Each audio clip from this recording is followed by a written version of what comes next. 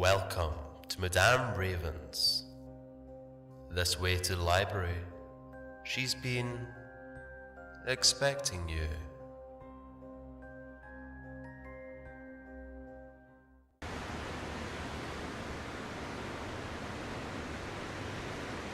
Beach by Ghettoceratops. I still dream about the ocean. Waves capped with foam. The whispered poetry of high tide. Pools filled with brine-encrusted treasures. I dream about storms and faces. A roar of thunder wakes me to a cold sweat and an empty room. And I try to fall back asleep. I try to dream of something else, but the sea never fails to roll into my mind and drown my thoughts until another storm brews. My uncle and I lived on a private beach in South Carolina for a long time. I fell in love with the scenery almost immediately. For the first couple of months, I was enrolled in a nearby public school, but sitting still wasn't really something I was good at. The world was so much bigger than the four walls of that classroom. The anxiety of a world passed me by, a brand of worry normally reserved for 20-something or prematurely balding men in their 40s. Overwhelmed me to such a degree that I was taken out of school altogether.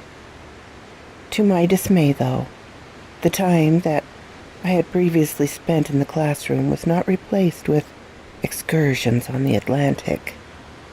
When I asked why I couldn't at least ride with him, my uncle would say that fishing boats were dangerous, even without kids running around.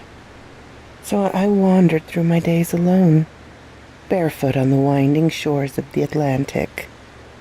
The portion of the beach where our little bungalow rested was technically private, but the occasional pedestrian would ghost their way onto the sand, unbothered or unaware of their trespassing. From the attic window I would watch them, men, women, and the occasional teenager. I wondered where they came from and where they were going once they left. I would try to muster some courage from time to time to talk to them. I always stopped short at the door, though. I always felt like I would be bothering them. One evening after Uncle had left, I spied some lights over the dunes behind us. In the grass and reeds, a boy and a girl sat talking in the glow of a lantern. They were young, but the two drank from the same type of beer cans that were in our fridge. My heart slipped its paces excitedly. I scurried into the kitchen and snapped one of the frosty cylinders from its plastic collar. Returning to my window, I perched myself on a couch cushion upon the floor and opened my drink. When I spied a glance back to the couple, I noticed they had stripped off all their clothing and discarded them onto the sand. They rolled on top of each other in ways that seemed so alien to me at the time, and I felt a guilty fear wriggling in my chest. Tears warped my vision as I placed the can to my mouth. The smell was almost as foul as the taste, but I'm not going to let things spoil.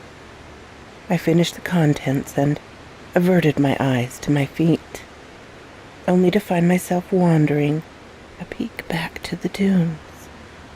When they finished, they laid there for a long time, naked in each other's arms. That longing, that compulsion to make myself known struck me harder than it ever had before. I was heavy inside, like my heart was full of pebbles. The two left after an hour or so, and I whisked out of the house and up the dunes once their light had faded completely into the distance. The dry, scrubby grass around their spot had been flattened in an almost perfect circle. There, amidst their abandoned cans and foil wrappers that sported the words ultra-thin, I hugged my knees to my chin and stared at the moon. I felt like one of the gulls, or small seabirds that scuttle through the tides and build their nests in the very same grasses. I was bigger than them, though, and so much smaller. It was that night that I first dreamed of the sea. I stood on the shoreline watching the waves roll stars into the coiling swells of sidereal glitter.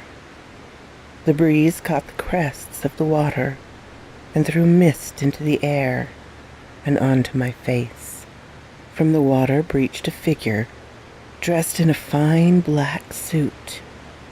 His flesh was swollen and pale, and open fissures left from nibbling fish speckled his face and hands.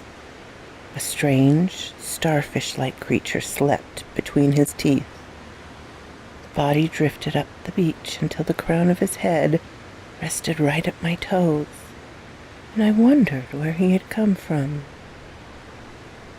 I woke up the next morning on the front porch, yawning as the sun squinted just above the horizon. 3 yards from the house, about halfway up the beach, lay the suited man. The sea breeze slipped a string of my hair between my pursed lips, and I stood to my feet. The beach was empty, save for the man and I. After a slow approach, I stood over him for a long while and stared into his cloudy eyes. I thought that he must have been a nice person before. He looked that way, at least. One would think that such a thing would stink more, but this was surprisingly not the case. He smelled of scaled fish, or maybe snow crab, which is not an entirely unpleasant aroma to some. The musk saturated his clothes like cologne. I sat beside him and watched the sun grow into a full, luminous orb. The light was warm against my skin, and shutting my eyes, I slipped my hand into his for just a while. Sweat was beginning to grow on my nose when I finally opened my eyes, and I watched as a hermit crab tittered from his pants pocket. Patting sand from my legs, I headed inside for a drink. Once my glass was full, I stood at the side window and watched the man some more. I wanted to keep him there, honestly. Let him sleep for as long as he liked. I fully intended to, but a flight of gulls had found him and began to peck at the buttons on his coat. Rushing out, I shooed away the birds. A couple of the stubborn ones waited until I was right up on them before fluttering a safe distance away. The pack stayed close enough to swoop in again, just in case I left him unattended. They are a bothersome kind. Obviously, he wasn't safe to be left alone. His shoes scooped into the sand like trowels as I tried to drag him farther up the beach, until they both popped off, glossy toes peeking out from the sand. The gulls raced to the shoes and plucked at the laces until their knots slipped loose. When I just couldn't pull him any farther, I began to dig a small trench with my bare hands. It was shallow, but once he was covered in sand, he blended right into the landscape. I wanted to return his shoes to him before he was completely buried, but the seagulls had already made away with them and were squawking mockingly over the water. Staring at the distant thieves, a bright flicker of light caught me in the eye. I blocked the beam with a closed palm and then peeked around my arm. In the sand, not too far from where the shoes had once been, was a reflective sheet, no larger than a note card.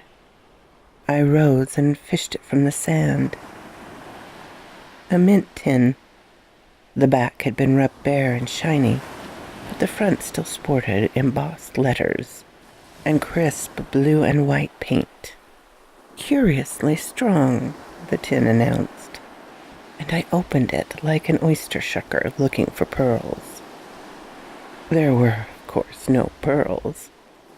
There was nothing but a few dots of rust, but that was fine enough.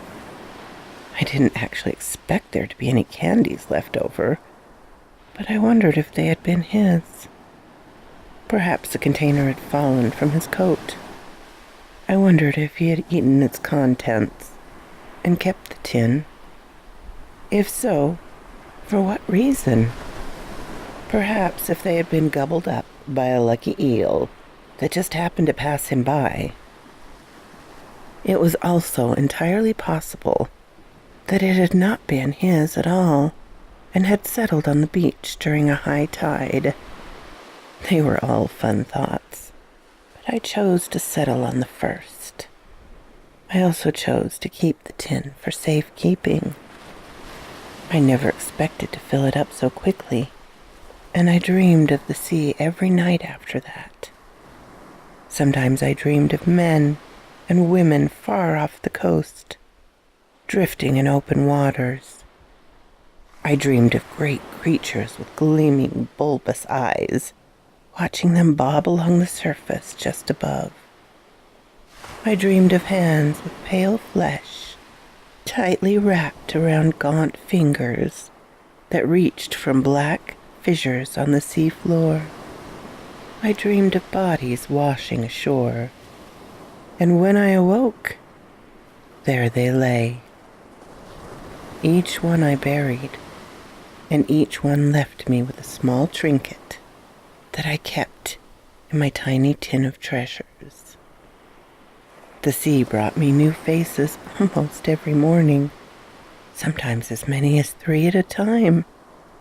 After the first couple, I began digging their beds with the shovel instead of my hands, which I had worn down until the skin was so raw that it looked like I was wearing pink gloves.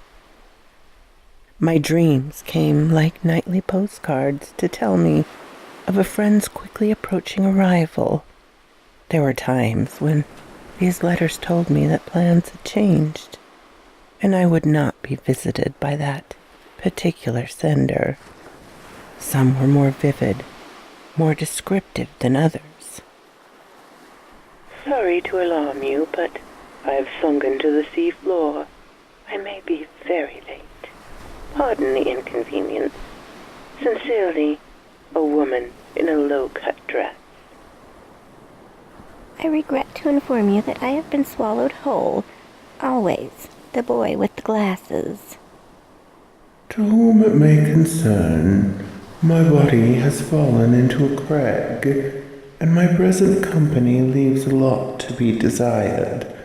I expect that I won't be able to depart before I have been picked clean, if I am able to leave at all. Wishing you well, a pile of bones.